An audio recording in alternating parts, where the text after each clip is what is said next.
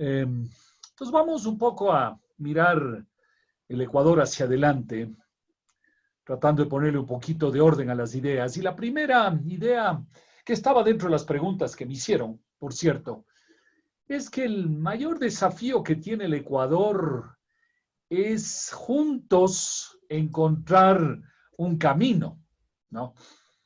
El principal problema nuestro ha sido siempre, y por eso ha habido en 200 años 20 y pico de constituciones, es que cada 10 años hacemos una nueva constitución. Y lo más grave no es tanto la constitución per se, sino que es el intento de hacer una nueva constitución, es un intento de tomar un nuevo rumbo. Entonces no tiene ningún sentido, imagínense ustedes, sus familias, sus empresas, que cada 10 años cambies de rumbo fundamental. Un día digas, me voy por acá, y 10 años después dices, ahora me voy por acá.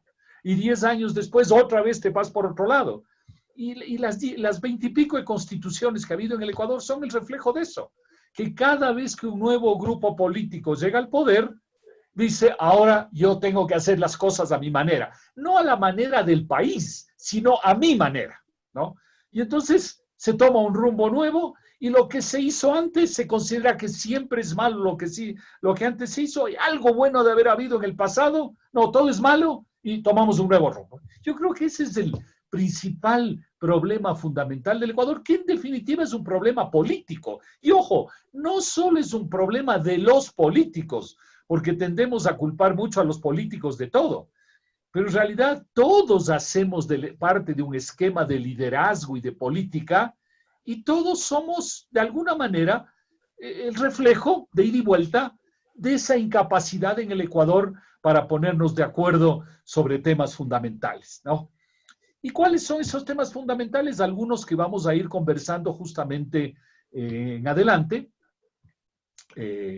y donde las visiones en el país son demasiado opuestas, ¿no? Son demasiado opuestas y tenemos que converger. Ahora, cuando uno dice tomemos un sendero común, un camino común, no quiere decir que es un camino estrecho donde todos de manera uniforme estamos metidos en ese caminito, no. Es un sendero amplio, donde hay no, ciertas tendencias que pueden ir un poco más acá y un poco más allá. Uno puede moverse un poco dentro de ese sendero, pero no es un sendero que el uno va totalmente para acá y el otro va totalmente para allá. No es eso, es un sendero más o menos común.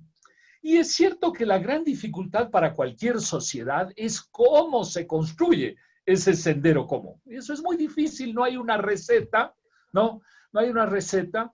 Es una mezcla de suerte, sin duda, de circunstancias, de liderazgos personales, porque si uno ve la historia de la mayor parte de países, algún momento hay líderes, no uno solo, pero digamos en la historia hay 2, 3 líderes importantes que jugaron ese rol. Hay un tema del liderazgo en general, no solo las élites políticas, sino de todos, como decía antes. Hay un tema de cultura, en fin, hay un tema de muchas cosas que no hay una receta y cada país en la historia ha encontrado su manera, y el Ecuador todavía no ha encontrado su manera, ¿no? El Ecuador no ha encontrado todavía su manera. Igual que otros países de América Latina no lo han encontrado. Venezuela no ha encontrado, Argentina no ha encontrado, probablemente el Brasil todavía no ha encontrado, en fin, y otros sí más o menos han encontrado un cierto camino. Pero sin duda en la historia los países más exitosos son los que encuentran razonablemente ese camino, y hay algunos que lo encuentran y luego lo pierden, ¿no? Argentina, por ejemplo, hasta los años 40, 50 tuvo ese camino común, ese sendero, y luego por muchas razones lo perdieron. Y nuevamente uno tiende a simplificar las cosas, a creer que el mundo está hecho de recetas. Entonces en Argentina uno dice, bueno, fue la culpa de Perón. Es decir, un solo hombre cambió todo un rumbo que tenía el país. Yo siempre les digo a mis amigos argentinos, pero siempre hay que hacerse la pregunta, ¿y por qué Perón pudo una sola persona cambiar un rumbo que funcionaba? El tema es un poquito más complicado, creo, ¿no? Tanto en lo positivo como en lo negativo. Entonces ese es el primer gran desafío que tiene el Ecuador. Luego, el segundo gran tema que tiene el Ecuador es el tema que es en concepto muy sencillo. La verdad, todo es sencillo en concepto, el problema es poder ponerlo en marcha. pongámoslo de esa manera, ya que así me habían hecho la pregunta, es el tema de la matriz productiva, ¿no? A veces parecería que en el Ecuador de repente descubrimos algo increíble que es la matriz productiva, ¿no? Parecería que de repente nos despertamos a eso. Y antes no sabíamos que existía la matriz productiva, pero vean, yo creo que todos los que estamos aquí a título personal o a título empresarial o a título de país, sabemos que la matriz productiva es lo que yo hago en la vida, ¿no? Las cosas que yo hago en la vida. Y todos sabemos que para caminar en la vida hay que ir modificando y mejorando la matriz productiva. Una persona que arranca a los 20, 25 años su vida profesional sabe muy bien que su intento es de llegar a los 50 años habiendo modificado su matriz productiva en el sentido de generar más valor.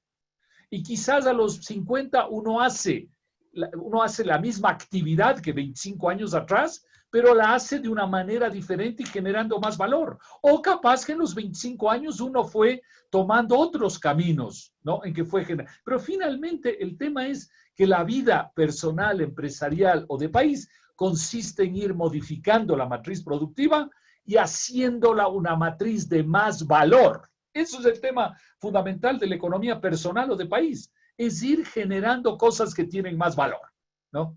No hay ningún misterio en eso, por eso siempre me llama, como digo, la atención que en el Ecuador parece que cuando nos hablaron hace 10 años de la matriz productiva era una cosa increíble, novedosa. No, no tiene nada de novedosa.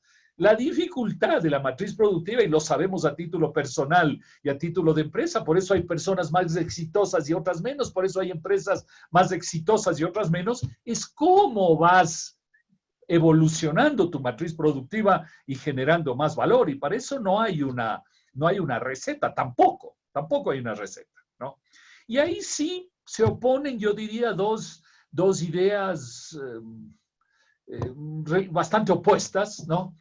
Hay unos que podríamos llamarles de alguna manera más keynesianos o más socialistas, que consideran que la matriz productiva se la cambia desde el gobierno. Es decir, tiene que haber un centro de planificación y de pensamiento en el gobierno, que es el que nos dice, verá, tenemos que ir por este camino, estos son los productos ganadores, estos son los productos perdedores, y metamos las cosas en esa dirección, ¿no? Y luego hay la visión liberal que te dice, no, lo que tú tienes es que crear un entorno de reglas, de sistema jurídico, de seguridad, un sistema razonable de Estado, de impuestos, etcétera, ¿no? Y de reglas en general.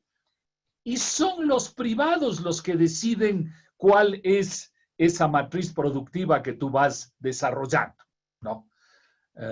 Es decir, y yo obviamente creo mucho más de lejos en la segunda versión, la liberal, que en la primera versión gobernista, ¿no?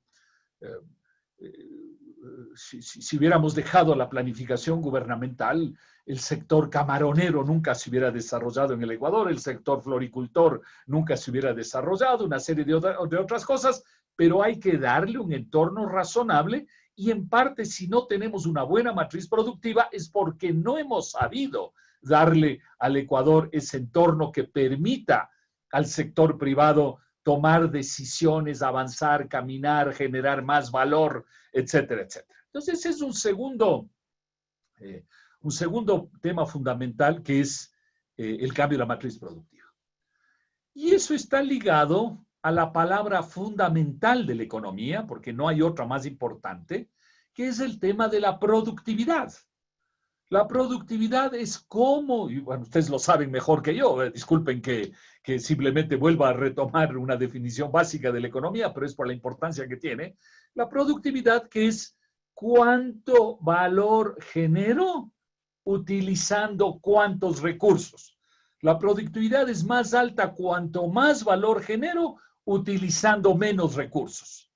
Y cuando me refiero al uso de recursos, me refiero a la mano de obra, me refiero al medio ambiente, me refiero a la energía, me refiero a la tierra, etcétera, etcétera, ¿no? Entonces, generar más valor, más productividad es generar más valor utilizando mejor los recursos de que yo dispongo, ¿no? Ese es el gran desafío de la economía, ¿no? Por eso los países más ricos son más productivos, tienen más productividad, y los países más pobres tienen menos productividad. Y en particular la productividad laboral, que es la que finalmente distingue a los países, porque mientras no tengamos una sociedad que vive exclusivamente de los robots y los seres humanos solo aplastamos botoncitos y nos vamos de vacaciones, mientras eso no suceda, pues el ser humano es el que hace y el que se beneficia de la economía y por ende la productividad laboral sigue siendo el elemento fundamental. Y bueno, y cuando haya robots también, ¿no? Porque el tiempo que vamos a utilizar las personas van a ser solo poquísimo tiempo para aplastar los botones y vamos a generar muchísima producción. Entonces la productividad va a ser extremadamente alta, ¿no? Entonces, la productividad es un tema fundamental. Y junto a la productividad, y a veces confundimos las dos y hay que estar claro que son dos cosas diferentes, o sea, ligadas pero diferentes, está la competitividad, ¿no?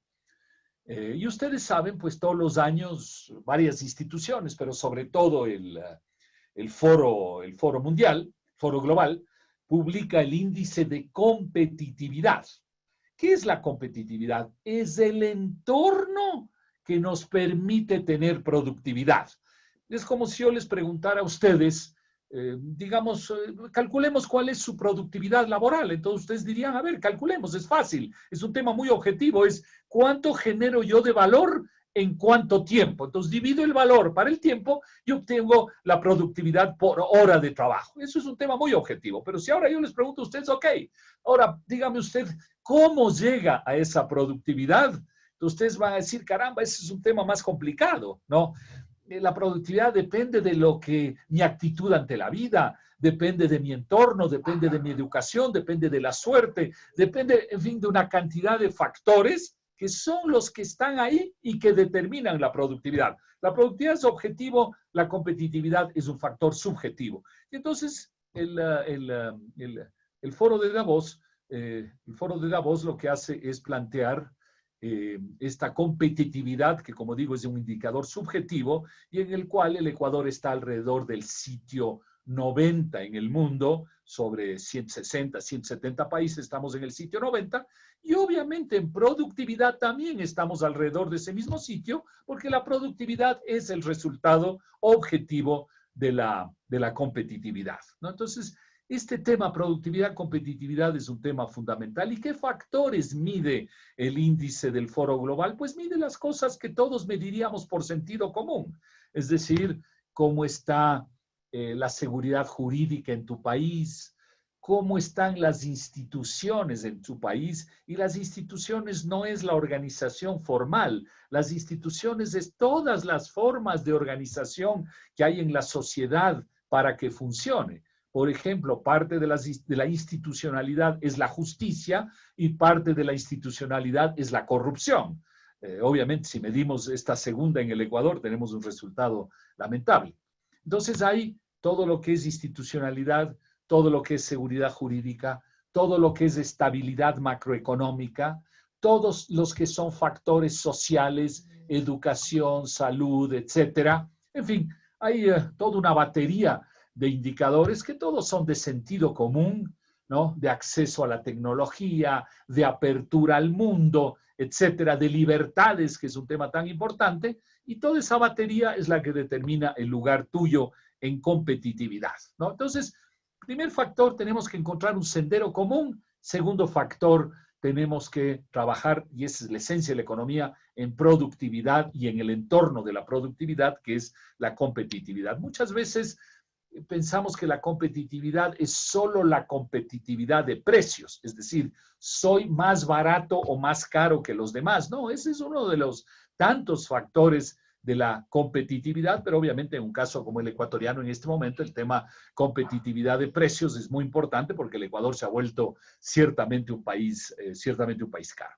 Segunda cosa. Entonces, tercera cosa, hay que recordar que digamos, la secuencia, no es la receta, pero es la secuencia básica de la economía, es ahorro, inversión, productividad, ¿no? Esa es la cadena.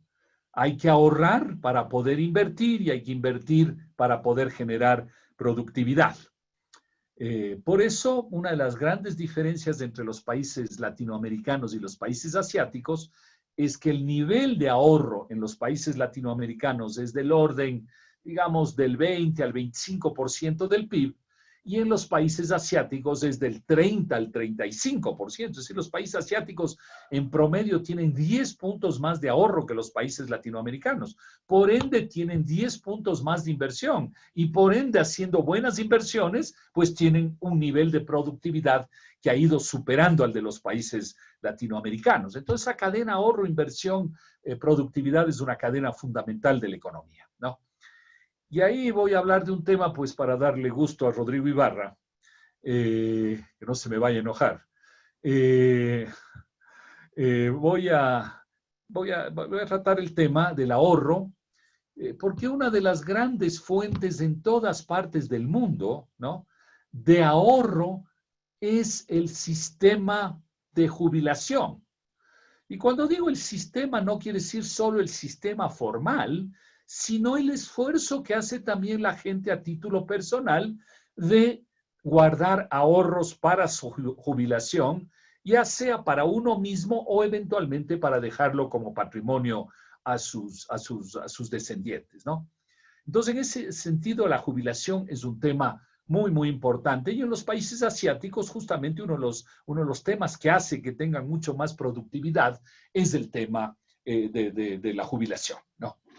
Y entonces, en el tema de la jubilación, bueno, ustedes ya tuvieron una charla brillante como no podía ser de otra manera, con Rodrigo hace poco tiempo, pero solo quiero recordarles que nosotros tenemos un muy mal sistema de jubilación. Solo quiero recordarles dos cifras que son importantes. La primera es que tenemos un déficit de caja, es decir, los jubilados reciben alrededor de 1.700 millones de dólares más que lo que aportan los activos, los afiliados activos, lo cual es increíble porque tenemos 500,000, más o menos, estoy redondeando, 500,000 jubilados y redondeando 3 millones de aportantes. Entonces, ¿cómo es posible que lo que aportan 3 millones sea 1.700 millones menos que lo que reciben los jubilados? Algo anda mal en el sistema, ¿no? Y la segunda cifra que es importante recordar es que eso lleva a un déficit actuarial, es decir, proyectado hacia el futuro, del orden, nuevamente para redondear, del orden de los 100,000 millones de dólares, que es un platal. Recordemos que el PIB del Ecuador es 100,000 millones, es decir, el déficit actuarial equivale al 100% del PIB, ¿no? Hay gente que dice, no, pero es que el déficit no es tan grande porque hay que incluir en esos cálculos el 40% de aporte del Estado. No hay que incluir el 40%, porque eso es una cosa externa al sistema. Son impuestos que el Estado cobra para ayudar al sistema de jubilación, pero el sistema de jubilación en sí mismo tiene un déficit de 100,000 millones de dólares, ¿no? E incluso hay que recordar que cuando uno coge el 40% y dice, ok, contabilicemos el 40% dentro del sistema, según los cálculos del propio Rodrigo, pues lo que uno llega es que hoy uno aporta un poco menos del 2%, ese 40% representa menos del 2% del PIB, pero en el futuro puede llegar a representar el 10% del PIB. Es decir, todo lo que son pagos de IVA e impuesto a la renta se irían en el futuro solo a financiar el sistema de jubilación, lo cual no tiene ningún sentido, ¿no? Entonces eso nos hace pensar que uno de los grandes cambios que tiene que haber en el Ecuador en el futuro, y es uno de los más importantes, por eso le pongo el número 3, o sea, número 1 o 4. Número 1 dije es ponernos de acuerdo, número 2, todo el tema, digamos, de productividad, de competitividad, etcétera, y número 3 es el tema de ahorros y del sistema de jubilación. Entonces tenemos que hacer una reforma profunda de ese sistema y ahí se va a poner a prueba la capacidad de los ecuatorianos para ponernos de acuerdo o no ponernos de acuerdo sobre un tema tan delicado porque involucra cuánto aportamos, cuánto recibimos, cuántos años trabajamos, etcétera, etcétera, cómo diseñamos la solidaridad en ese sistema, etcétera, etcétera. Entonces, este tema muy importante en el Ecuador es el tema del ahorro y ligado al ahorro, el sistema de jubilación. Un cuarto tema que me parece muy importante, y en ese no, sí había alguna que otra pregunta, pero la verdad no había mucha pregunta, pero me parece que no hay que olvidar que es un tema importantísimo. Estoy mirando aquí mi papelito para no equivocar, no olvidarme. Sí, es la reforma del Estado, ¿no? En particular porque en los últimos 10 años, bueno, ahora ya no son 10, son 12, en los últimos 10 años, el crecimiento del Estado ecuatoriano, igual que en todos los países del socialismo del siglo XXI, fue brutal.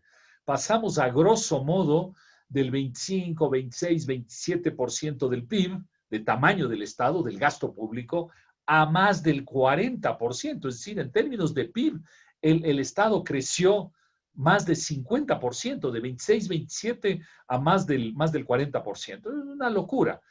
¿Y por qué el tema es importante? Porque el Estado no puede ser el centro de la sociedad. El centro de la sociedad somos las personas y nuestras organizaciones. Nuestras personas, la familia y la empresa, nuestras organizaciones, eso es el centro de la sociedad.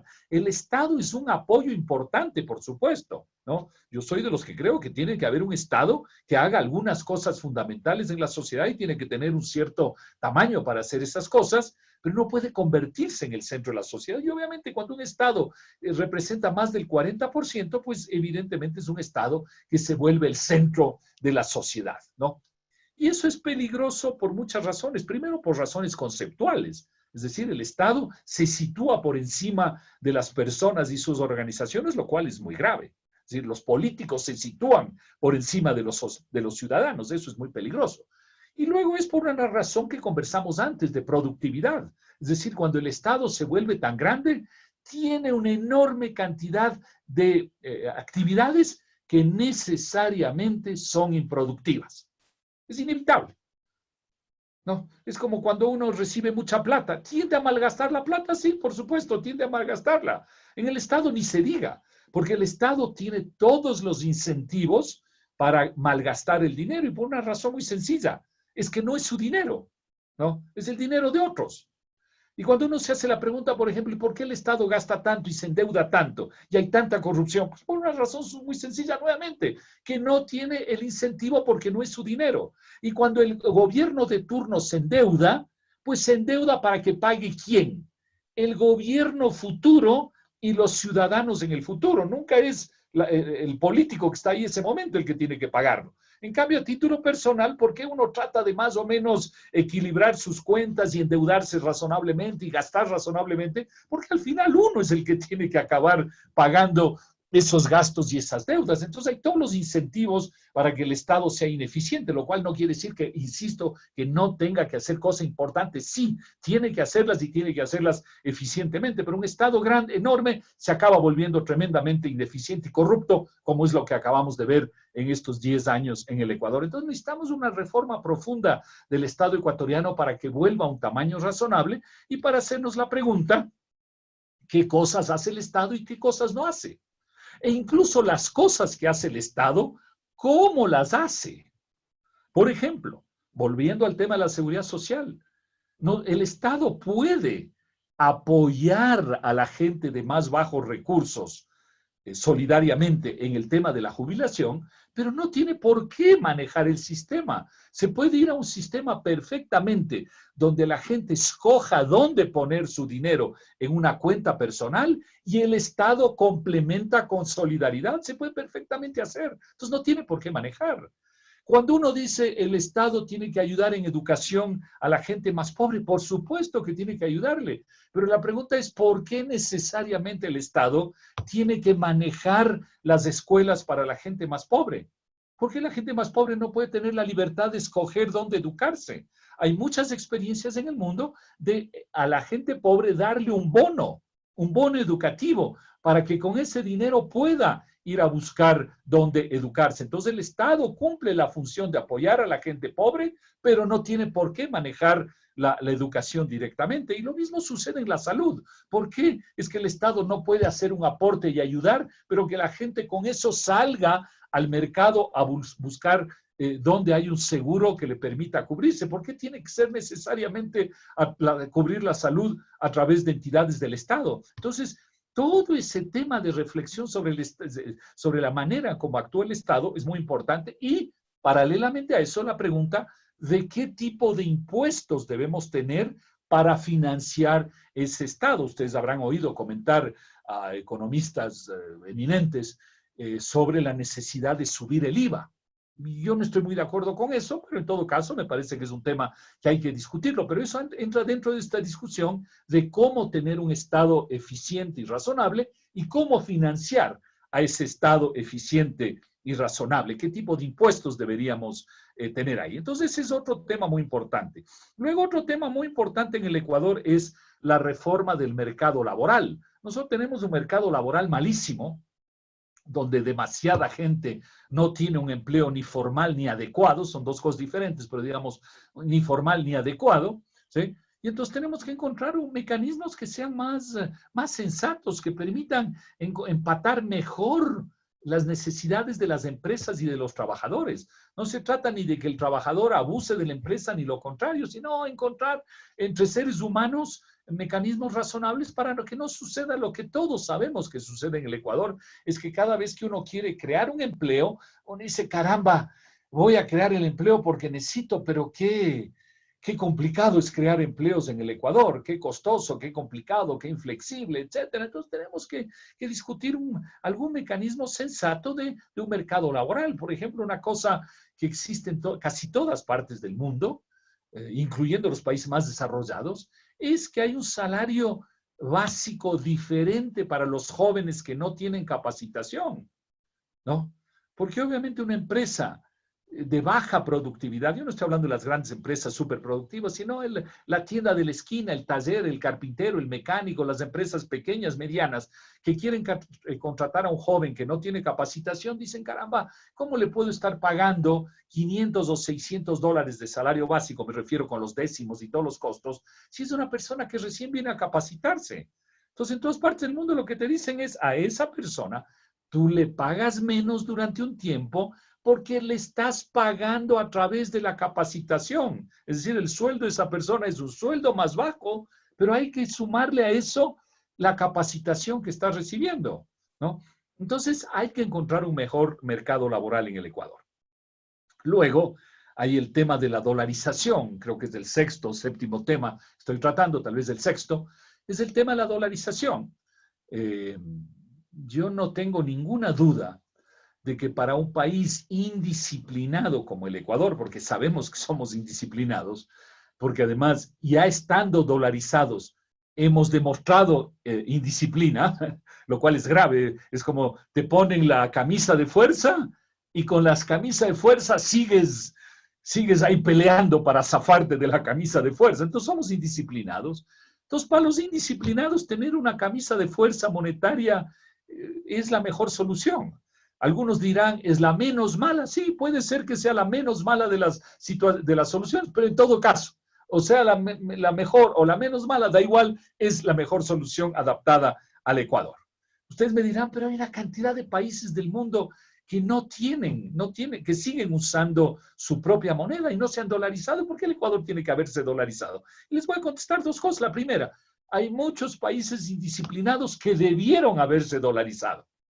El caso de Venezuela, el caso de Argentina, el caso de muchos países africanos debían haberse dolarizado o lo que sea, euroizado. Los países africanos tienen más relación con Europa. Debían haberlo hecho, ¿no? Y la segunda cosa es que hay otros países que no son indisciplinados y entonces si no son indisciplinados pueden perfectamente manejar su moneda propia, que es el caso de Uruguay, el caso de Chile, el caso de Perú. Perú también aprendió, ¿no? Antes no lo hacía, pero aprendió. Colombia, etcétera, ¿no? Y entonces, para un país indisciplinado como el Ecuador, es mejor estar dolarizados. ¿Es perfecta la dolarización? No. ¿Tiene sus defectos? Por supuesto que tiene sus defectos. Y hoy, desgraciadamente, al estar el dólar fuerte en el mundo, estamos viviendo parte de esos defectos de la dolarización, ¿no? Pero yo diría que, sin ninguna duda, para el Ecuador tiene más pros que contras y es importante que nos mantengamos porque si no, si le agregamos también algún rato la desdolarización, lo único que estamos diciendo es, mira, estoy eliminando un ancla que tiene la sociedad y la economía ecuatoriana la estoy eliminando, entonces no estamos agregando otro tema más en el cual vamos a manejar mal las cosas. Entonces, esto es un poco los temas que me parecen que son, bueno, uno más, perdón, que no mencioné, está aquí en mi lista, que es la apertura al mundo, ¿no? Está muy claro para los expertos que un país pequeño tiene que abrirse al mundo, porque tiene un mercado muy pequeño. Entonces, si usted escoge en cualquier país pequeño del mundo, ¿no? Es un país abierto al mundo. Holanda es un país abierto al mundo. Suiza es un país abierto al mundo. Taiwán es un país abierto al mundo. No menciono Hong Kong y Singapur porque casi no son países, sino ciudades grandes, pero también ellos son tremendamente abiertos al mundo. Es decir, cuanto más pequeño eres, cuanto más pequeño es tu mercado, más tienes que estar abierto al mundo. ¿Los Estados Unidos necesita abrirse al mundo? No, solito es una economía, solito es una economía de 20 trillones de dólares. La economía mundial es de 80 trillones, los Estados Unidos es 20 trillones, entonces ¿es obligatorio que los Estados Unidos se abran? No. ¿Por qué? El Estados Unidos tiene dentro de su país 50 países que sí están abiertos entre sí, ¿no? Es como tener 50 países que están abiertos entre sí, ¿no? Entonces necesitan menos al mundo, es la verdad, ¿no? Pero un país como el Ecuador no está en esas circunstancias, hay que abrirse al mundo. Y abrirse al mundo significa algo fundamental, creo yo, que es entender que salir al mundo, igual que nos sucede a las personas en la vida, igual que les sucede a las empresas, abrirse al mundo significa entender que hay más oportunidades que riesgos. Por supuesto, cuando una persona empieza a salir a la vida profesional, obviamente encuentra riesgos, tiene temores, encuentra competidores importantes, por supuesto, pero es lo que hay que hacer en la vida, lanzarse. Cuando una empresa va caminando en actividades nuevas, lo mismo, se encuentra con competidores, se encuentra con 1000 cosas, pero hay que lanzarse. Los países lo mismo, hay que pensar que hay más oportunidades que riesgos al salir al mundo, ¿no? Y eso es lo que han hecho los países y el Ecuador lo tiene que hacer. Y el Ecuador obviamente en general no lo ha hecho, pero peor aún los últimos 10 años, donde claramente hemos tenido esta idea de que hay más riesgos que oportunidades en el mundo, cuando es exactamente lo contrario. Y el Ecuador, por ejemplo, muchos lo han dicho en esta época, tiene que convertirse en un centro financiero, igual que lo es Panamá. Tal vez no tanto como Panamá, pero bueno, tiene que abrirse al mundo. Es increíble que en el Ecuador haya tan poca actividad financiera internacional, estando dolarizados. Deberíamos ser una especie de centro financiero internacional. Eso sería buenísimo para la economía ecuatoriana y para la estabilidad de la economía ecuatoriana, ¿no? Y termino, para estar dentro de los, creo, según mi cálculo, estamos ahí unos 33, 34 minutos, y termino con una cosa que creo que es importante de mencionar. Hablé antes de las instituciones, y las instituciones son la manera de actuar en las sociedades.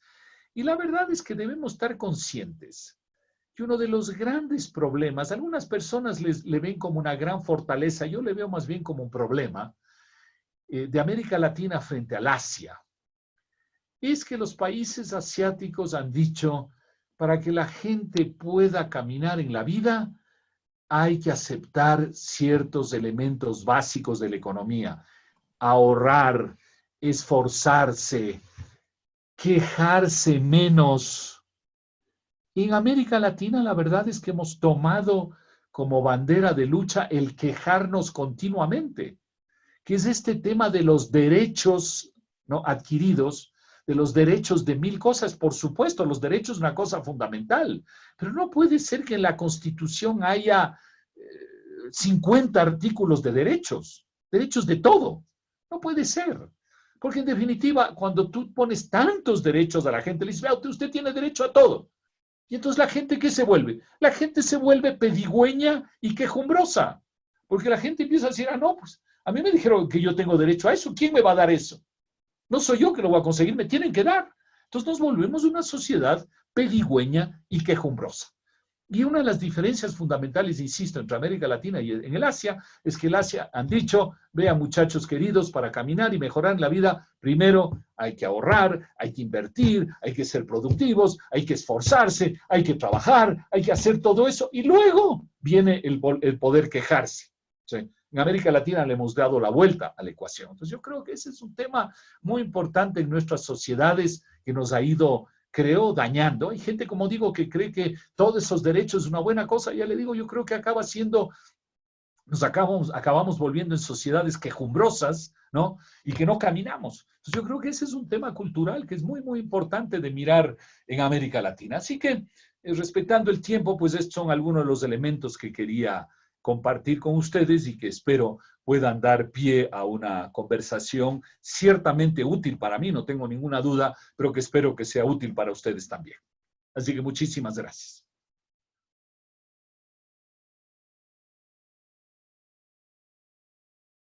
Muchas gracias, Pablo. Nos habías indicado que te saltabas los 10 minutos de las preguntas, pues ya las has tomado dentro de la charla, ¿verdad? Entonces vamos a proceder con las preguntas de la audiencia.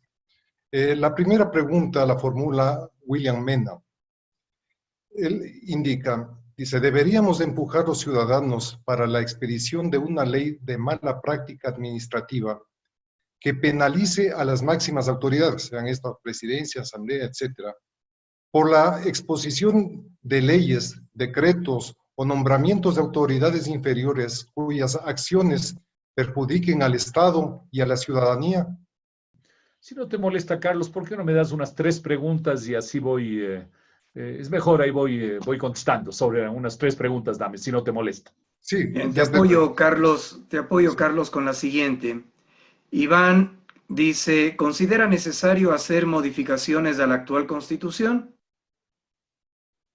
Sí.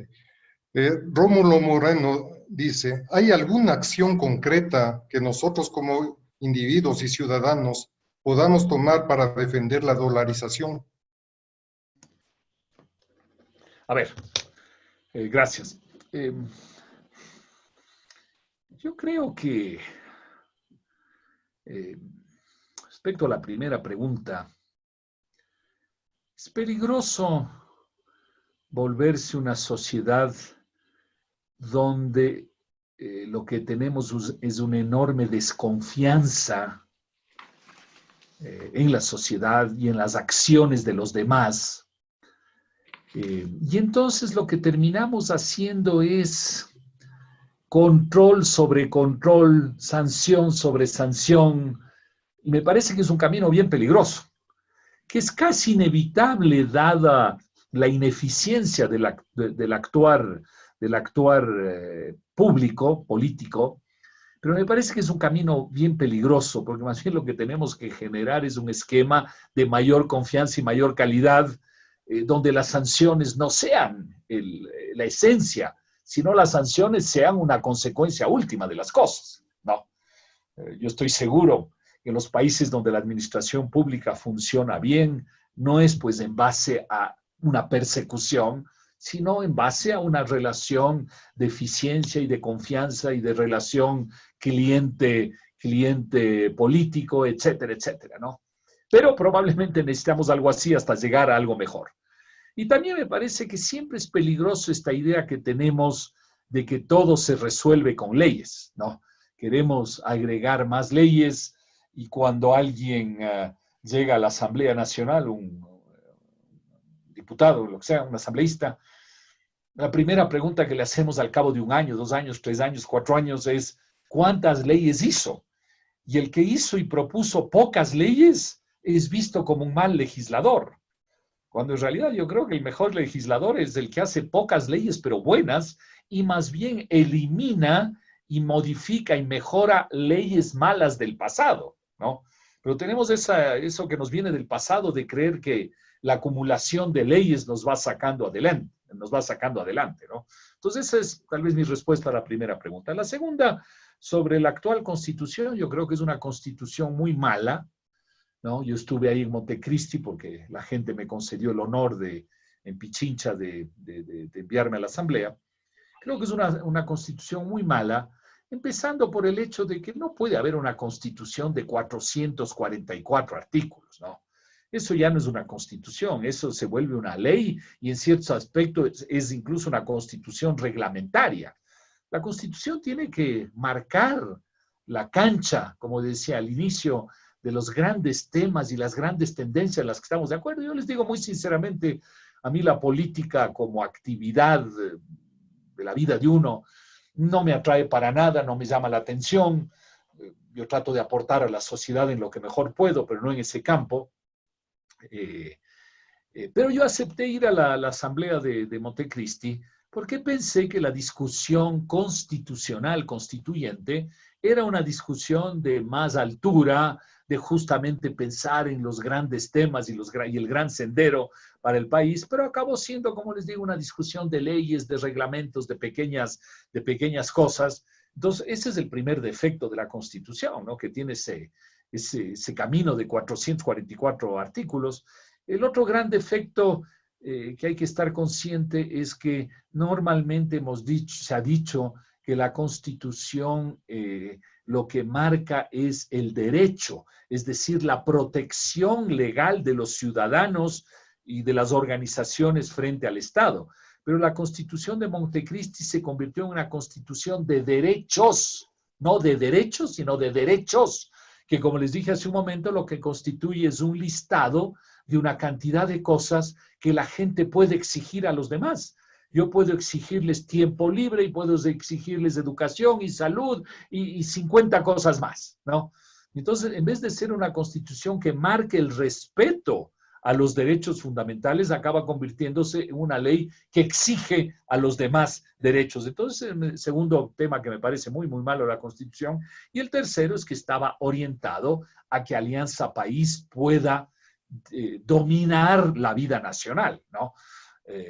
A través del famoso Consejo de Participación, que pueda tener sus jueces, sus cortes, su contralor, etcétera, etcétera, ¿no? Entonces tiene muchísimos defectos y debería ser modificada. El problema es que si la vamos a modificar otra vez, entonces caemos en lo mismo de siempre, ¿no? Que es otra vez al cabo de 10, 12 años hacer una nueva constitución. Pero tal vez haya que hacerla, pero si hacemos una nueva constitución, creo que tenemos que ir, o sea, hay que ir los ecuatorianos a esa constituyente con la idea de no imponer mis ideas y que sea mi constitución, sino tratar de, por una vez, de armar una constitución de los ecuatorianos que marque ese sendero, ¿no? Entonces, capaz que hay que ir, pero la verdad es que si vamos a ir con el mismo espíritu de siempre, la verdad es que es mejor no ir a otra constituyente, pero la actual constitución es muy mala, la verdad, es muy mala. Si vamos a otras preguntas, por favor, Carlos. Pregunta que está asociada... Perdón, Pablo Lucio, te interrumpí. No, te decía que vamos a las siguientes preguntas. No, ok, gracias. Sí, dentro del análisis de la charla estaba el tema del IES. Julio César Acuña pregunta, si se deja la seguridad social en manos privadas, por definición protegerán sus intereses y dejarán indefensión a la mayoría porque solo estarán protegidos quienes tienen la capacidad económica de protegerse. Es esta la experiencia desastrosa en Chile y Colombia. Pregunta, ¿cómo tendría sentido que la empresa privada se lleve los aportes rentables y el Estado pague los grandes costos de protección social? Sí, veamos alguna otra pregunta, por favor. Alexis Guerrero pregunta, dice, el sector agropecuario representa el 9% del Producto Interno Bruto del país. Genera el 26.8% del empleo de la población económicamente activa del Ecuador. El 31% de la superficie del país se dedica a la producción agropecuaria. Es superficie agrícola. El 6.3% de la superficie agrícola existe el 63.5% de propiedades de menos de 5 hectáreas. El 42.6% de la superficie agrícola existen el 2.3% de propiedades de más de 100 hectáreas. En la principal agricultura de exportación, el banano, se emplean a 380,000 personas aproximadamente. En la agricultura familiar campesina trabajan 1.345.500 personas aproximadamente. Luego de 170 años de vida republicana, ¿qué política agropecuaria propondría usted para desarrollar el mercado agropecuario interno? Sí, veamos una tercera pregunta, por favor, si no es problema. El doctor Diego Navas pregunta si establecer zonas francas en el Ecuador sería una gran oportunidad de abrirse al mundo y beneficioso. Listo. Entonces voy a comentar sobre las tres y voy a empezar en desorden para no olvidarme. Mira, el tema de las zonas francas, en definitiva, son zonas en las cuales tú das ciertas ventajas especiales, ¿no? A los que están ahí. Yo siempre me hago la pregunta de por qué hay que darles ciertas ventajas particulares solo a algunos, ¿no? Yo creo en una frase muy sencilla que es, todos deberían tener las mismas condiciones sensatas. Sí, debería haber condiciones sensatas en el país y es aplicarse a todas, ¿no? ¿Por qué cualquier ciudadano normal en el Ecuador tiene un impuesto del 25% y además del 15% de utilidades y además la jubilación patronal y una serie de cosas? Y porque tú estás en la zona franca, tienes 0 de impuesto a la renta, tienes una serie de ventajas. ¿Por qué? Si nos parece que el 25 más 15 más esto es excesivo, entonces hay que bajarlo a un nivel razonable y aplicarle a todos. Yo sé que en muchos países del mundo funcionan zonas francas. Yo, la verdad, como les digo, creo que las reglas tienen que ser sensatas para todos todo el tiempo, ¿no? Yo, por ejemplo, no entiendo el sentido conceptual, ¿no? de las leyes que salen cada cierto tiempo, las leyes tributarias que salen de ventajas tributarias que salen cada cierto tiempo. Y dicen, verán, las personas que inviertan entre el año 2020 y el año 2022 van a estar exonerados del impuesto a la renta por 10 años. Y yo digo, ¿y por qué el que invirtió en el 2018 o el que va a invertir en el año 2024 no tienen esas ventajas? ¿Por qué? ¿Por qué el exportador tiene esa ventaja y el panadero no tiene esa ventaja? Todos son igual de importantes. Es un error creer que el exportador es más importante que el panadero. Entonces, ¿qué es lo que tiene que haber? Nadie tiene 0% de impuesto a la renta porque no es razonable. ¿Cuál es el impuesto razonable? Ya decidimos que el impuesto razonable es 10%. Ya. Entonces, eso se aplica a todos, panaderos o exportadores, y se aplica en todo momento, en el año 2020, en el año 2024 o en el año 2050.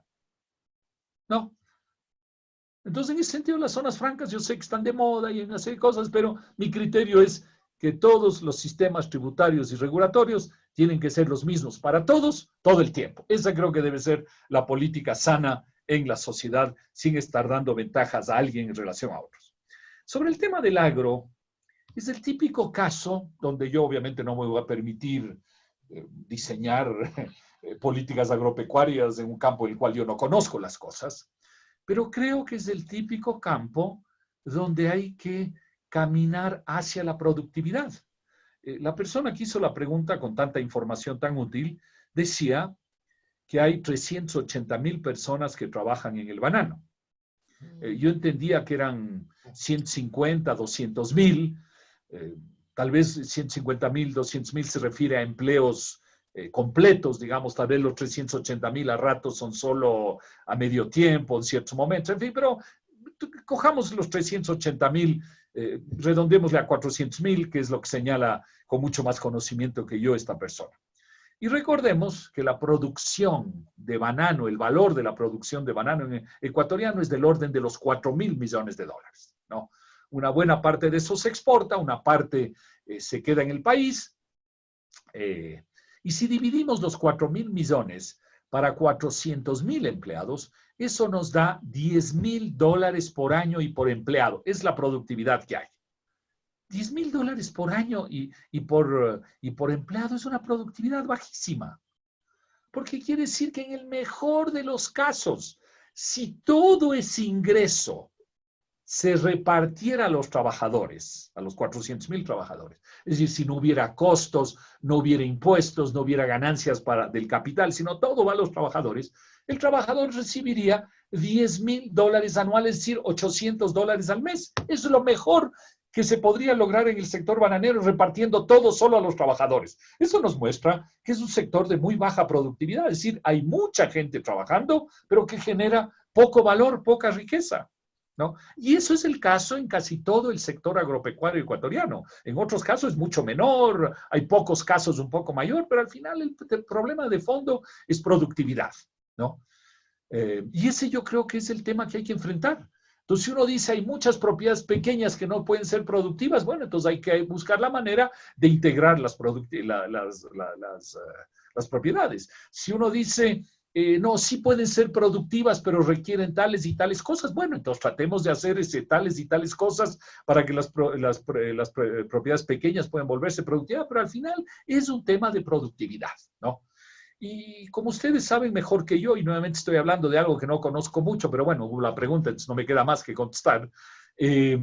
Una de las actividades que generan pobreza en un país son ciertas actividades agrícolas básicas, ¿no? Ahí es donde hay mucha gente pobre.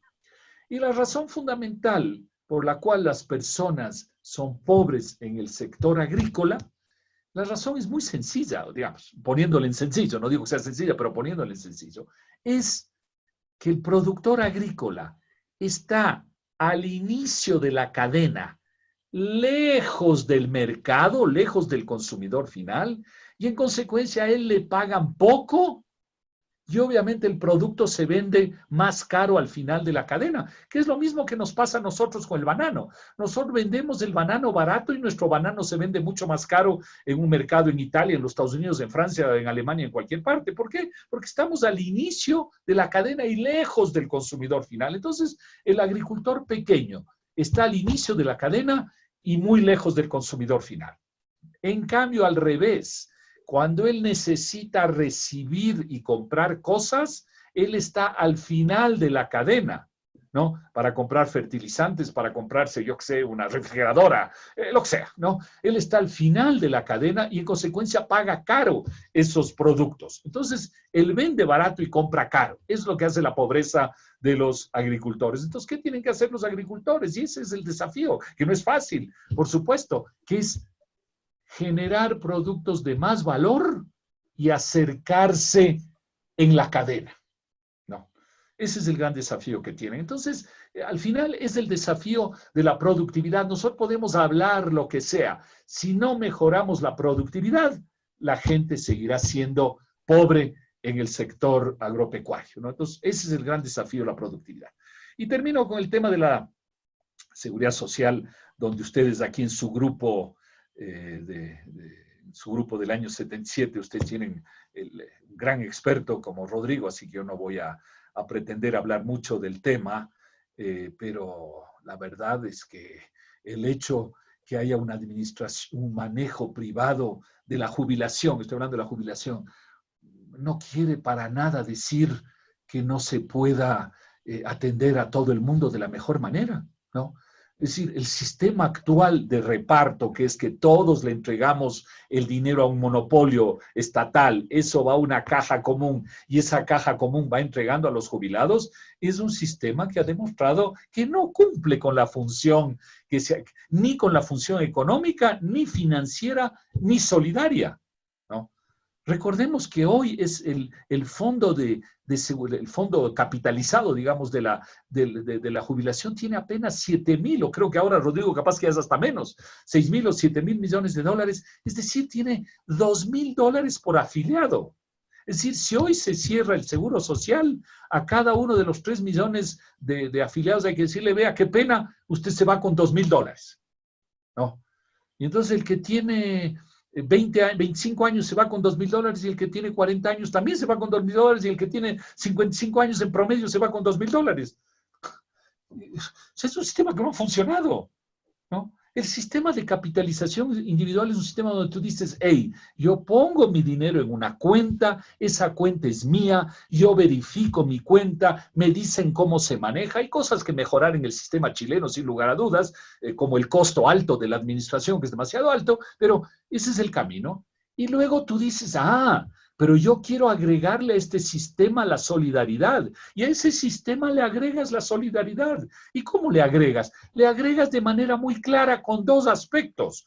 Primer aspecto, tú puedes decir, al final de los 30 o 35 años de haber ahorrado cada persona, el que no llega a tener una jubilación mínima de tanto, yo como Estado aporto esa diferencia cobrando impuestos normalmente a los que más tienen para ayudar a las personas que no llegaron a esa jubilación mínima. Uno. Dos, hay personas que no están en el sistema ese de aportes a la jubilación, están en el sector informal, que tienen pequeños trabajos.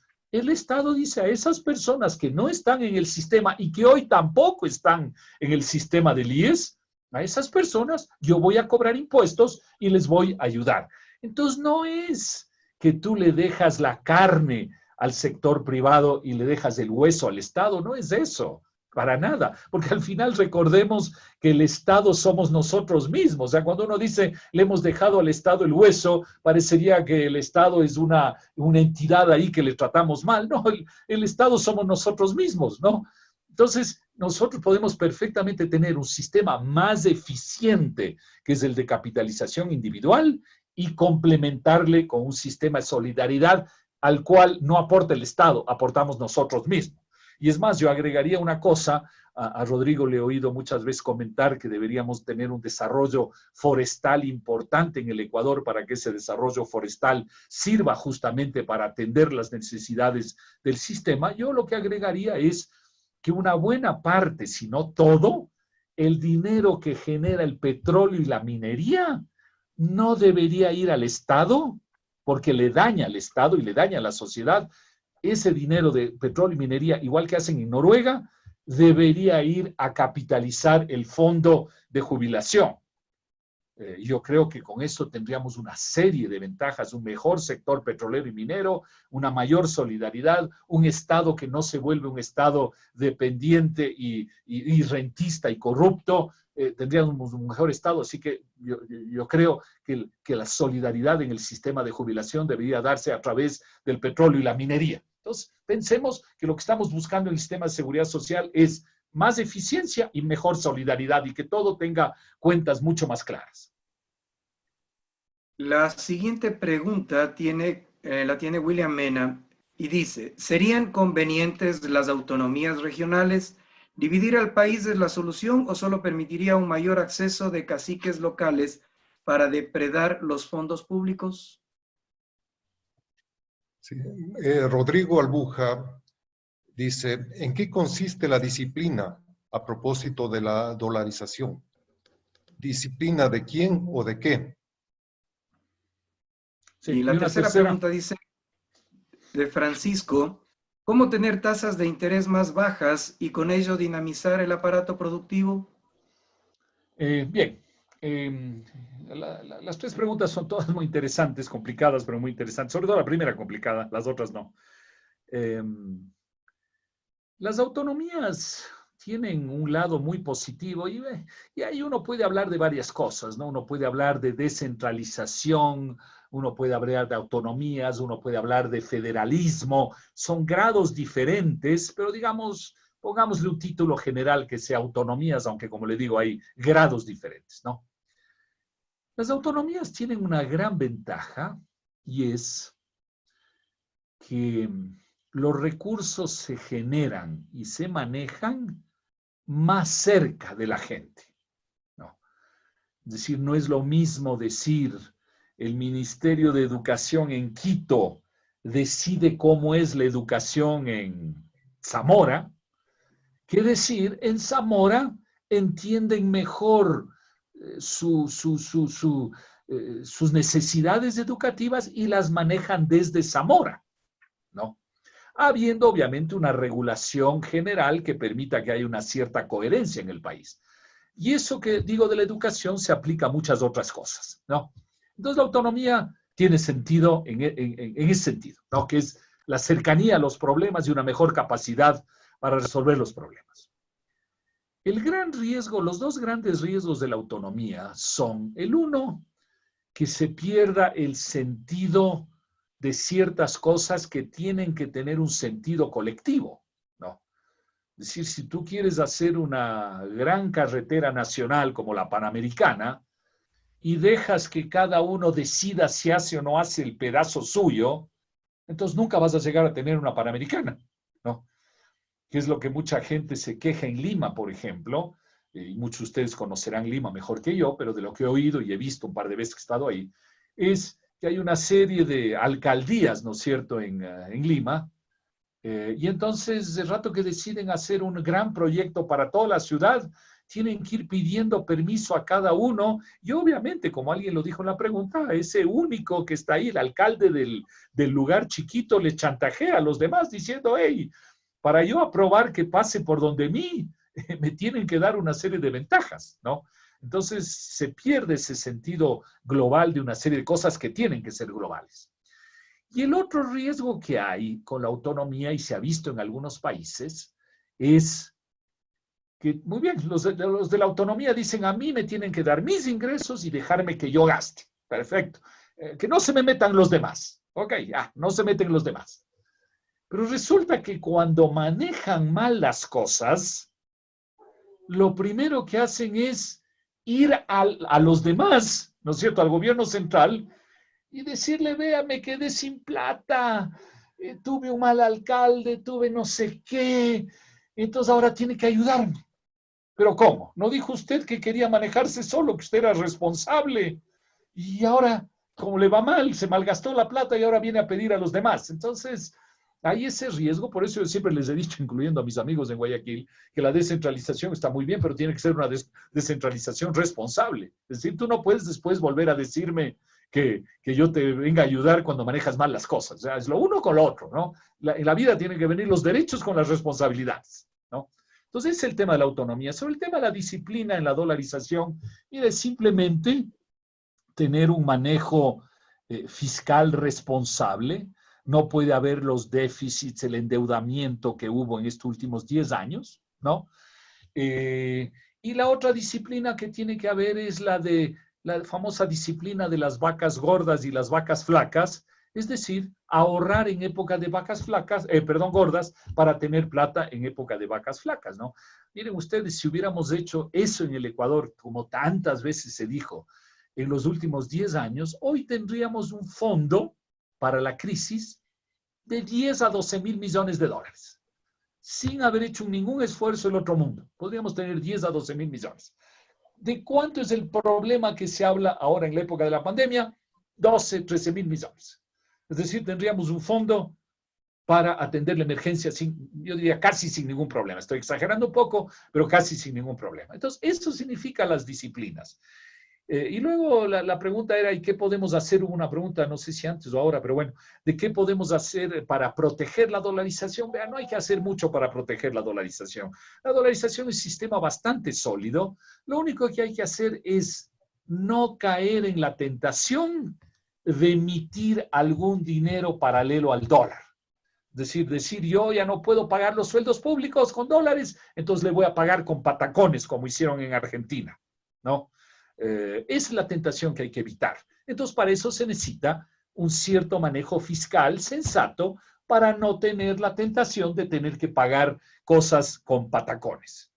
Y por último, el tema de la tasa de interés. Mira, el tema fundamental en el Ecuador es que la tasa de interés es alta por varias razones.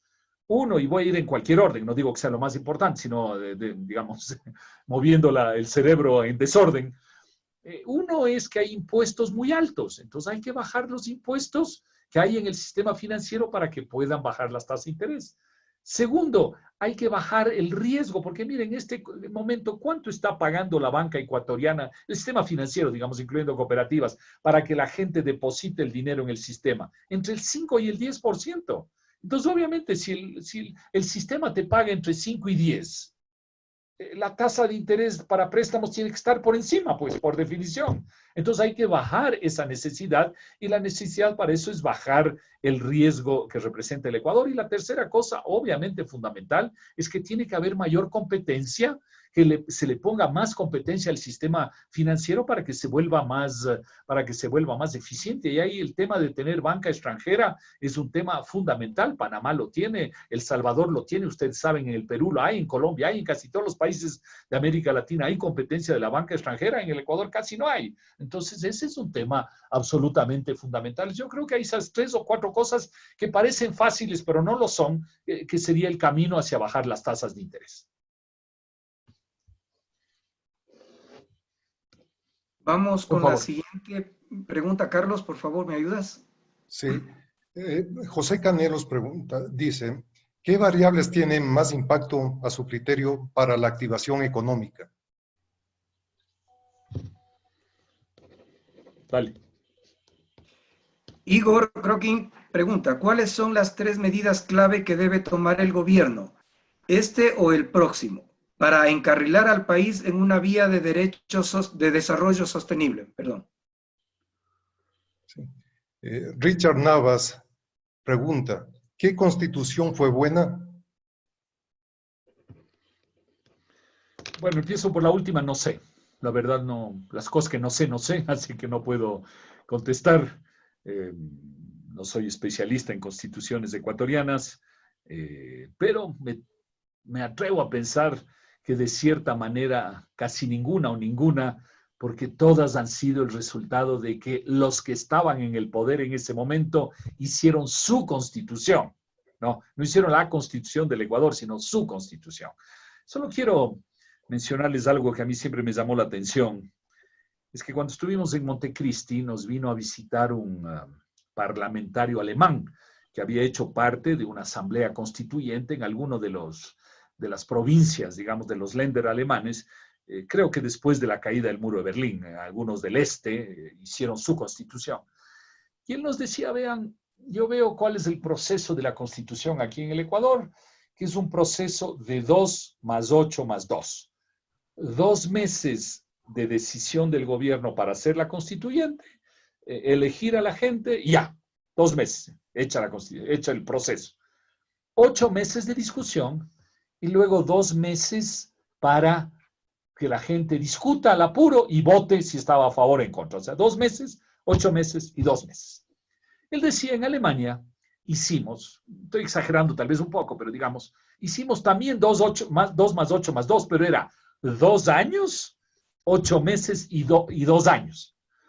Porque decía él, primero durante 2 años discutimos los temas que iban a ir a la constituyente. La academia, los líderes, los grupos sociales, lo que sea, se discutió, se compartieron ideas, ¿no? Y eso fue a alimentar la constituyente. Entonces fueron 2 años de discusión, 8 meses de constituyente. Y luego, cuando ya estaba hecha la constitución, se tomaron, digamos, como 2 años para informar a la gente del contenido de la constitución. Y cuando a través de encuestas y otras cosas determinaron que el 75% de los ciudadanos conocían el 75% de la Constitución, fueron a la votación. Entonces fueron 2 años, 8 meses y 2 años, ¿no? Eso suena bastante más sensato que el formato ecuatoriano. Es más largo, obviamente. No somos alemanes, obviamente. No tenemos esa paciencia ni esa capacidad de discutir y todo eso, pero eso es mucho más sensato. Y si uno se hace la pregunta, ¿qué constitución va a durar más? ¿Esta de los alemanes o la de Montecristi? Es obvio que va a durar más la de los alemanes, no hay ninguna duda, ¿no? Entonces eso es sobre ese tema. Luego voy a juntar las otras 2 preguntas para hablar un poquito más de la situación actual, ya que lo que hablé es más bien mirando al Ecuador en el largo plazo.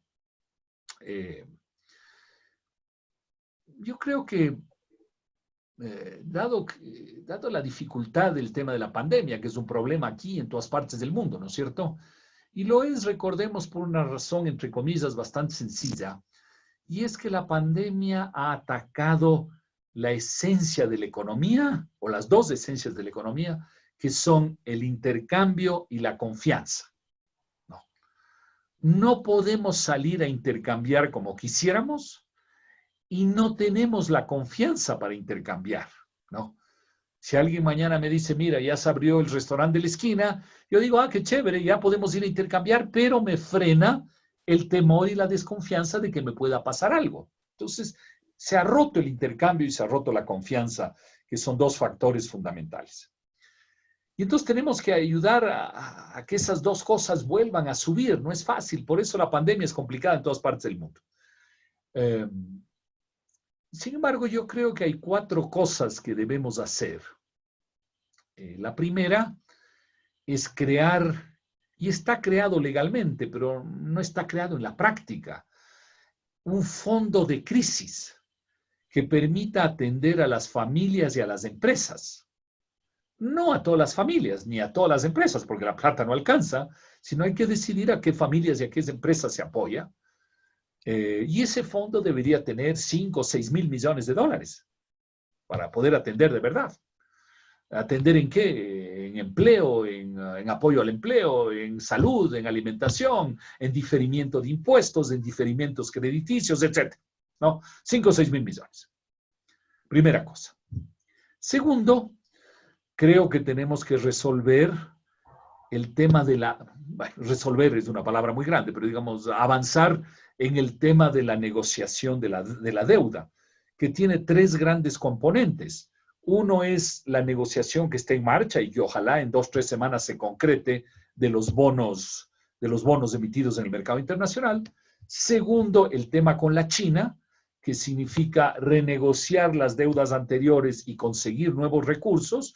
Y 3, con los organismos multilaterales, conseguir nuevos créditos. Esas 3 cosas, bonos, China y multilaterales, debería poder aportarnos este año alrededor de unos 10 mil millones de dólares, ¿no? Entonces, la segunda cosa. La primera es el fondo de crisis, la segunda es el tema de la deuda.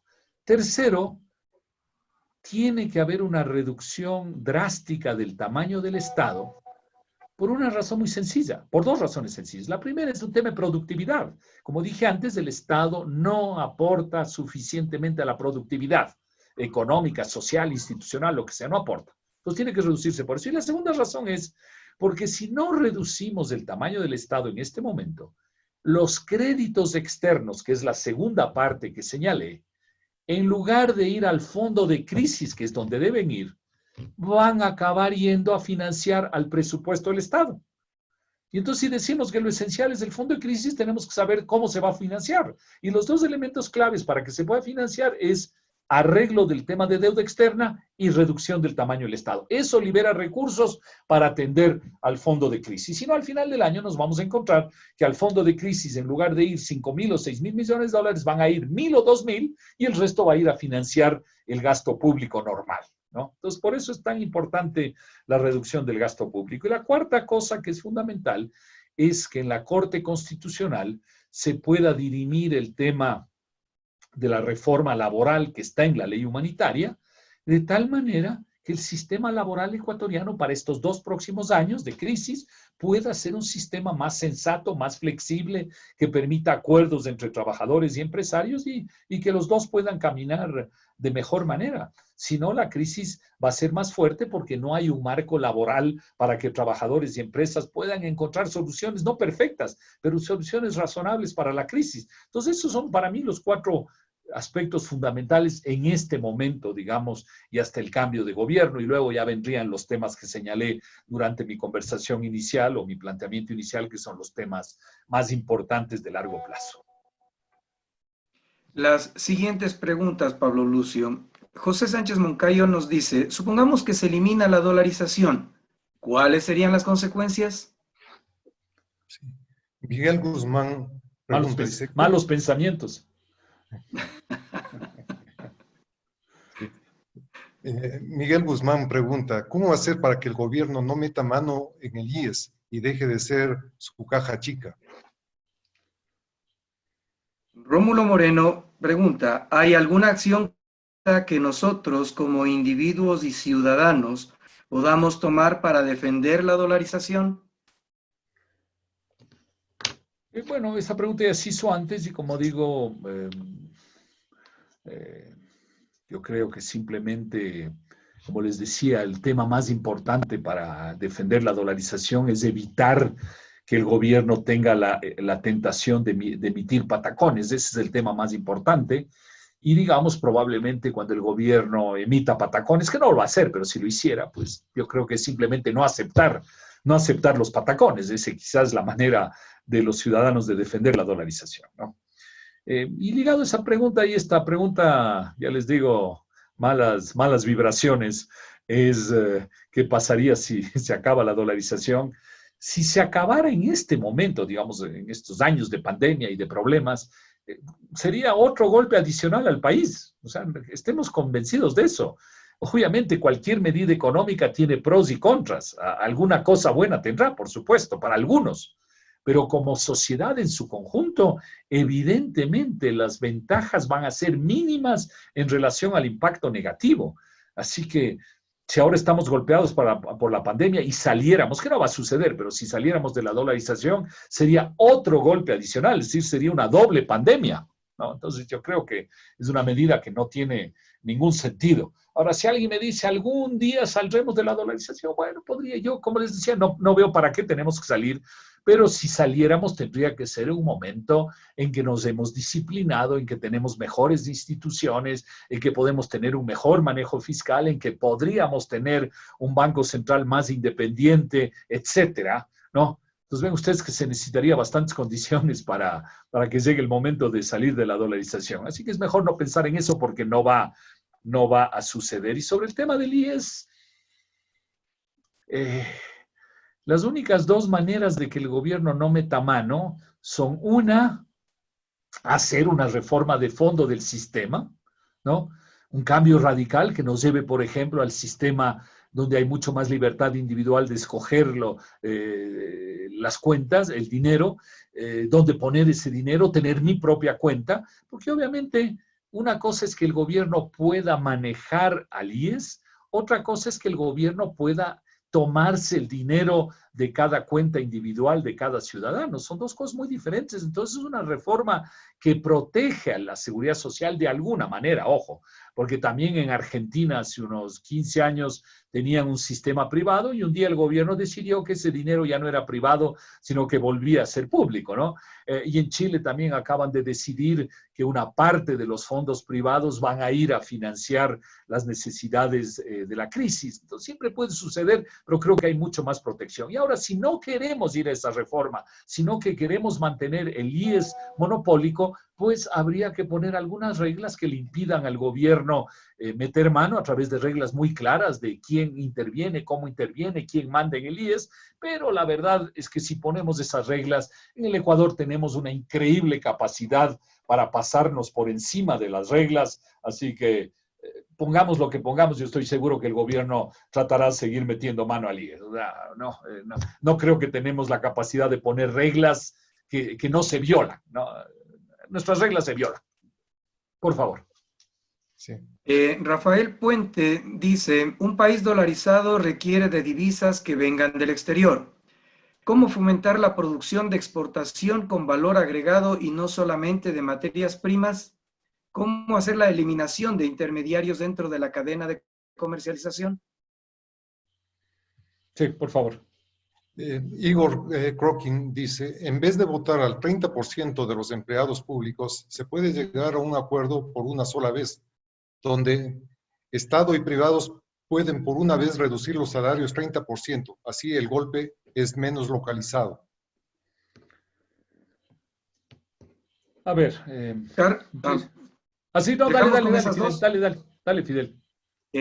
Carlos Villasís dice, actualmente la inversión extranjera en el país es casi nula. Las condiciones legales, regulatorias, impositivas, la inestabilidad del sector financiero, etcétera, hacen que Ecuador no sea atractivo para la inversión extranjera. ¿Qué medidas serían las más urgentes para atraer esa inversión extranjera? Bien, empezando por lo último, yo creo que los elementos fundamentales son tener una apertura al mundo, porque, por ejemplo, si alguien hoy quiere escoger, por decir algo, entre el Ecuador y Colombia o el Ecuador y Perú, y Colombia y Perú tienen tratados de comercio, tratados de libre comercio con muchos países en el mundo, entonces a ti te conviene más bien invertir en el Perú o Colombia porque a partir de ahí puedes abrirte al mundo. Si el Ecuador está mucho más cerrado al mundo, alguien dice, voy a invertir solo para el mercado ecuatoriano que es pequeño, no es lo mismo que invertir para el mercado ecuatoriano y al mismo tiempo para el mundo. Entonces ese es un tema fundamental. El impuesto a la salida de divisas es un tema fundamental. Obviamente lo que muchas veces se ha mencionado, la seguridad jurídica es un tema fundamental, y eso es un tema que lo vemos todos los días, ¿no es cierto? Todo el tiempo hay nuevos cambios tributarios, nuevos cambios regulatorios, nuevos cambios de todo. Alguna vez había la expresión que deberíamos entrar en una mora tributaria y regulatoria, es decir, por una vez, una moratoria, deberíamos decidir por una vez que durante 5 años ya no vamos a hacer cambios, durante 10 años no vamos a hacer cambios, ¿no? Entonces yo creo que todos esos factores son extremadamente importantes, pero hay que pensar que masivamente un país pequeño como el Ecuador no es atractivo solo para su mercado interno, sino necesariamente es atractivo para el mercado hacia afuera. Esta sugerencia se ha conversado algunas veces, ¿no es cierto?, de decir bajemos los salarios 30% para todos, ¿no? Sector público, sector privado, de una y ya está. A mí en general las reglas impuestas desde el poder no me gustan, porque yo creo que algunos no necesitan el 30% y sin embargo les vas a obligar al 30%. Y otros necesitan más del 30 y capaz que dicen, bueno, como la ley dice 30, yo no estoy dispuesto a dar más que eso. Entonces me parece que los acuerdos, sobre todo en situaciones difíciles como esta, los acuerdos entre las partes tienen más sentido, ¿no? Miren, es como lo que se acaba de poner en la ley humanitaria respecto a las pensiones en los colegios, en los centros educativos en general, que es bajar, creo que es 20 o 25% a todos, ¿no? No tiene ningún sentido. Hay padres de familia que no necesitan ni el 20 ni el 25%, entonces no hay razón de darles. Pero ¿qué es lo que pasa? Que si tú tienes que dar el 25% a 2 familias, a cada una le das el 25%, hubiera sido mejor poder darle 0 al uno que no necesita y darle 50 al otro que sí necesita. Pero como ya te obligaron a dar 25, ambos tú dices, ya di lo máximo que puedo, que son 2 rebajas de 25. Pero un acuerdo entre las partes hubiera sido mucho mejor. Lo que pasa es que ahí juega la desconfianza que tenemos en el Ecuador en general, que decimos, es que el banquero nunca quiere negociar con su cliente. El colegio nunca quiere negociar con los padres de familia. La empresa nunca quiere negociar con sus trabajadores. Partimos siempre de esa idea, cuando en realidad ambos se necesitan y ambos tienen que llegar a un acuerdo. Obviamente no tiene ningún sentido un centro educativo que dice, yo no le rebajo la pensión a nadie, y entonces le van la mitad de los alumnos.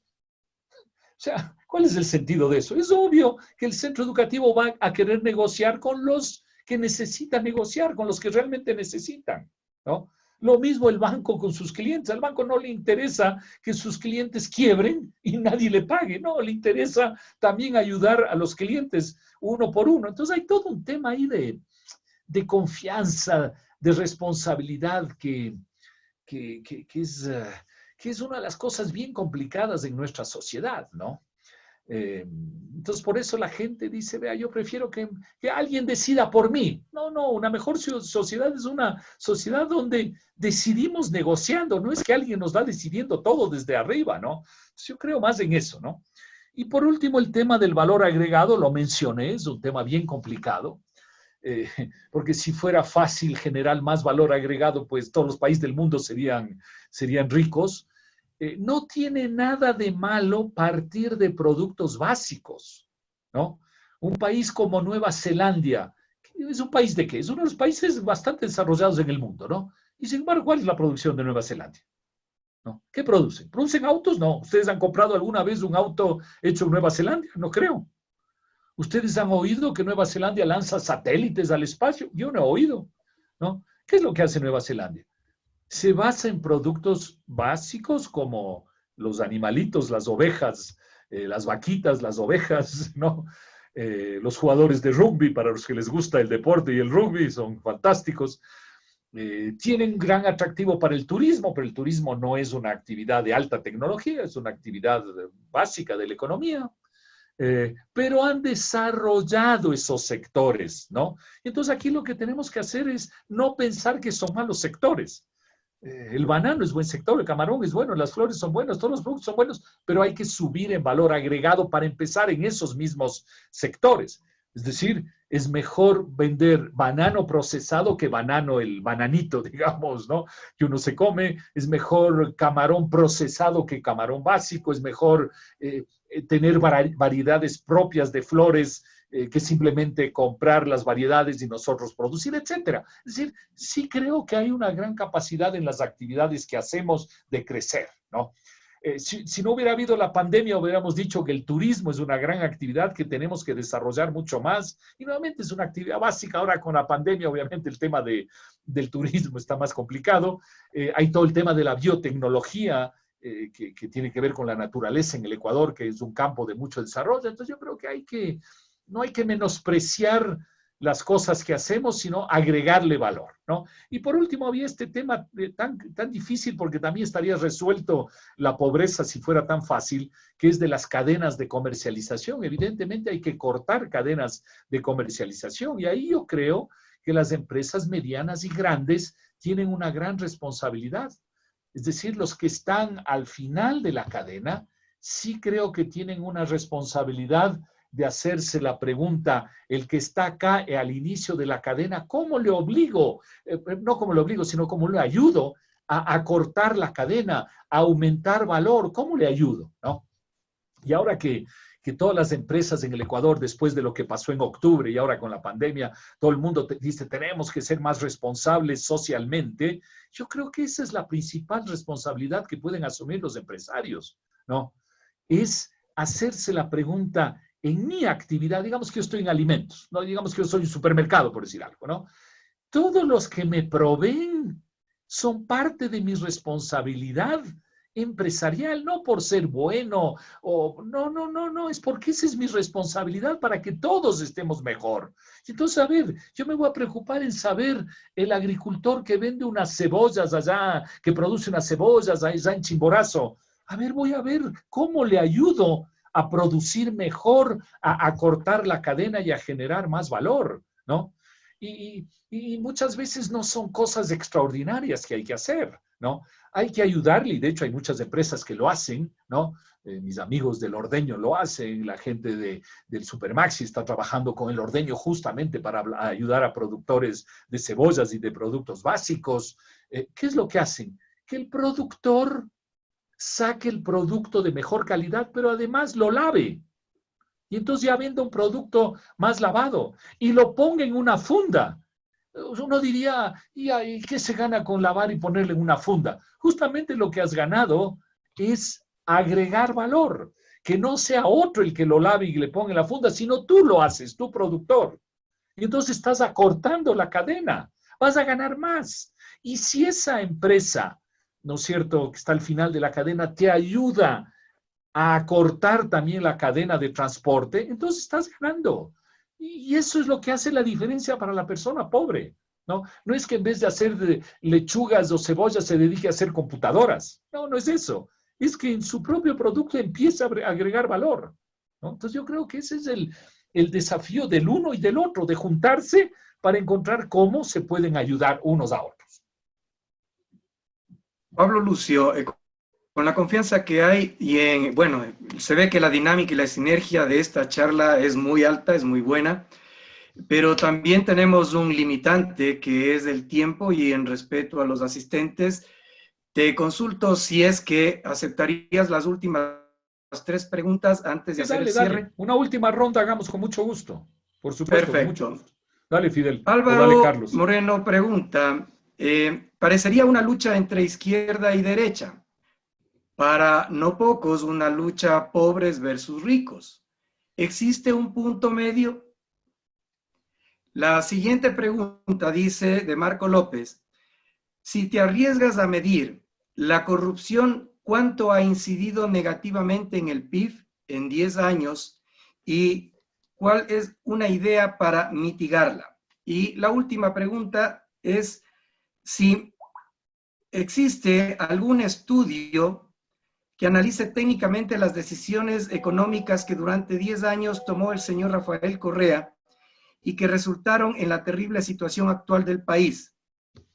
¿Sería posible que el equipo de la Universidad de San Francisco realice dicho estudio o reporte y socializarlo? A ver, empiezo por lo último nuevamente. Mira, yo creo que ha habido cantidades de reportes en el Ecuador en los últimos 10 años que iban señalando sobre la marcha las cosas que se iban haciendo mal y las cosas que tenían que ser rectificadas. Lo que pasa es que el gobierno estaba tan embebido de su sabiduría que no tenía ninguna capacidad de escuchar nada de eso. Imagínense ustedes, casi todos los gobiernos se sienten metidos en este tema del poder y la sabiduría.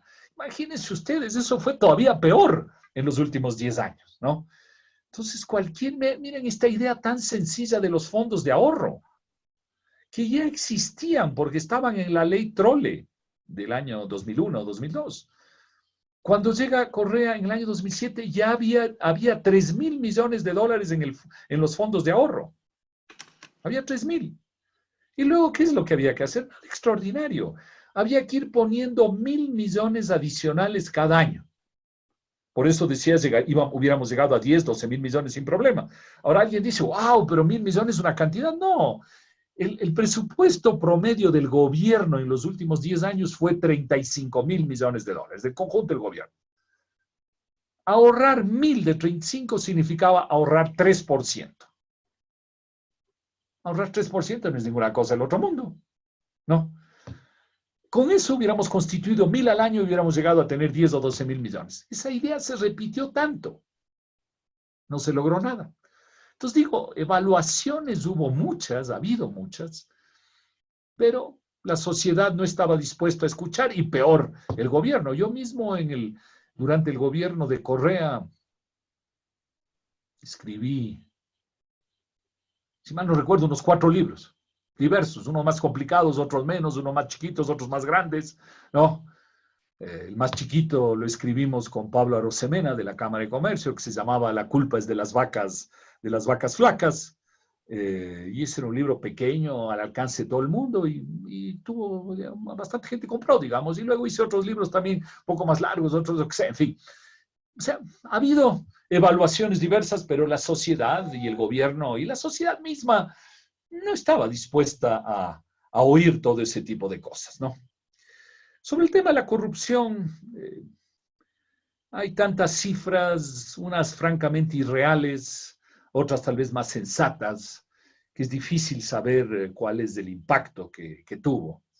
Pero lo que yo sí creo sensatamente es que de ese aumento del gasto público, que como les digo, en promedio en esos 10 años fue un aumento del 12% en el gasto público. Yo no tengo ninguna duda que al menos un 20% es dinero absolutamente malgastado. No sé si robado, pero malgastado, o dinero de bajísima productividad. Entonces, si ustedes toman 20% de 12, les da más o menos 2,5, 3% cada año. En 10 años, ustedes están hablando de que hubo un desperdicio de 25, 30% del PIB.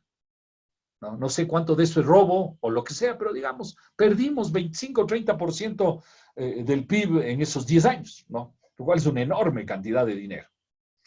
Y el tema de la corrupción finalmente es un tema bien complicado, pero yo creo que tiene que ver con 3 cosas. La una es el poder discrecional del Estado. Es decir, cuando tú tienes funcionarios públicos que tienen enormes poderes, porque el Estado tiene enormes poderes, entonces son seres humanos que acaban aprovechando. Porque hay que pensar que el funcionario público, el político, no son en promedio peores que el conjunto de los ciudadanos, sino que están en un entorno que les genera otro tipo de incentivos, ¿no? Como les decía antes, el dinero no es de ellos, es más fácil tomarse ese dinero. Tienen el poder de decidir si se hacen cosas o no se hacen cosas y de una manera monopólica, porque digamos, yo mañana voy a comprar un auto y voy a la marca X.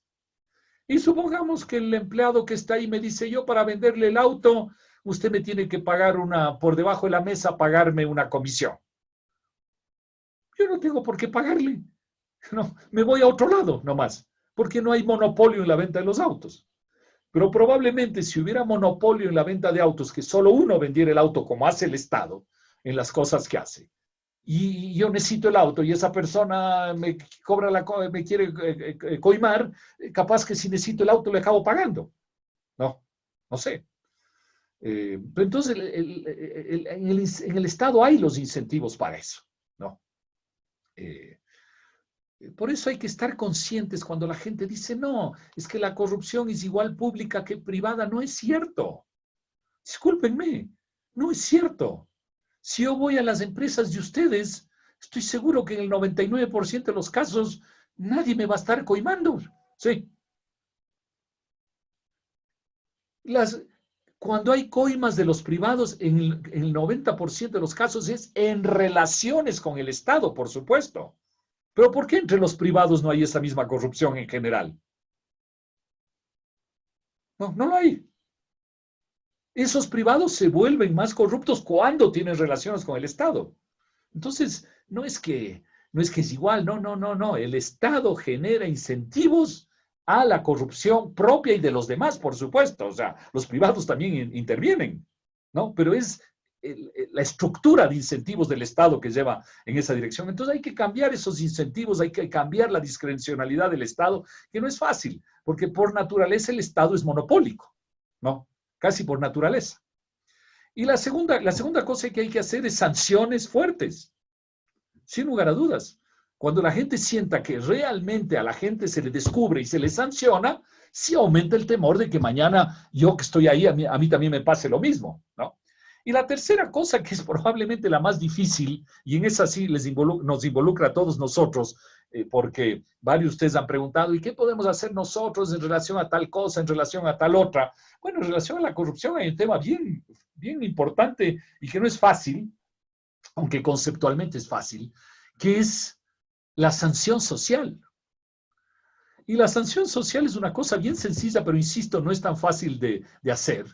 Es que si mañana yo veo que mi vecino es un señor que se ha enriquecido de manera extraña y que yo sé que eso obviamente viene de la corrupción, no es que viene de que su negocio se volvió boyante, ¿no? Que viene de la corrupción. Y mañana él me invita a comer en su casa a una fiesta, yo no voy a la fiesta. No. Porque lo mejor para el corrupto es que los demás le sigan festejando. Entonces dice, soy corrupto y hago una fiesta, y todos vienen a mi fiesta. Entonces ha sido bueno ser corrupto, ¿no? Yo mañana me compré un auto espectacular y les llevo de paseo a mis vecinos. ¡Qué chévere que ha sido ser corrupto! Entonces la sanción social es un tema fundamental. Hay que alejarles para que estén aislados socialmente. La pregunta es, ¿lo hacemos o no lo hacemos? ¿No? O dejamos pasar o decimos, bueno, pues así es la vida, ¿qué vamos a hacer, no? Pues por eso digo, el tema de la sanción social es un tema que en otros países, sobre todo en los países nórdicos de Europa, es muy fuerte, ¿no? Y entre nosotros no lo es, hay que reconocerlo, no lo es. Nosotros dejamos pasar. Sí, nos enojamos, decimos, qué barbaridad, vele cómo se enriqueció. Pero el rato que te invita al cóctel, vas nomás. Sí. Porque además dice, como tiene buena plata, de estar buena la fiesta, ¿no? Entonces, es un tema bien complejo. Y por último, el tema de izquierda y derecha que se mencionaba. Yo sí creo que hay un pensamiento de izquierda que nos lleva en cierta dirección y hay un pensamiento de derecha que nos lleva en otra dirección, ¿no? O sea, si hay visiones diferentes en la vida, ¿no? Para mí, la visión, que no es tan, yo no me gusta llamarle de derecha, sino la visión liberal, es una visión que te lleva a tener derechos y responsabilidades. Esa es la esencia del liberalismo, ¿no?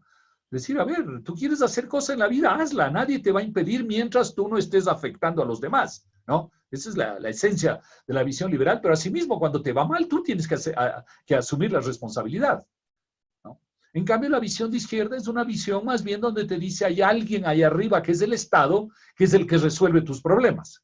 Entonces, sí son dos visiones diferentes que en algunas cosas pueden encontrarse, pero en general son dos visiones bien diferentes, ¿no? Y yo creo en la visión de los derechos y responsabilidades. Yo creo que el Estado, como les dije, tiene un rol que cumplir en la sociedad, es importante, pero de ninguna manera el Estado es el que nos guía, el Estado no es el que nos resuelve nuestros problemas, etcétera, etcétera. Es una responsabilidad nuestra de asumir nuestras responsabilidades, ¿no? Y por eso les decía la diferencia entre muchas de las sociedades asiáticas y las latinoamericanas es esa, ¿no? Que los asiáticos andan pidiendo menos y haciendo más, ¿no? Nosotros, en cambio, andamos pidiendo más y haciendo menos, ¿no? Entonces, yo creo que sí son dos visiones diferentes de la vida, ¿no?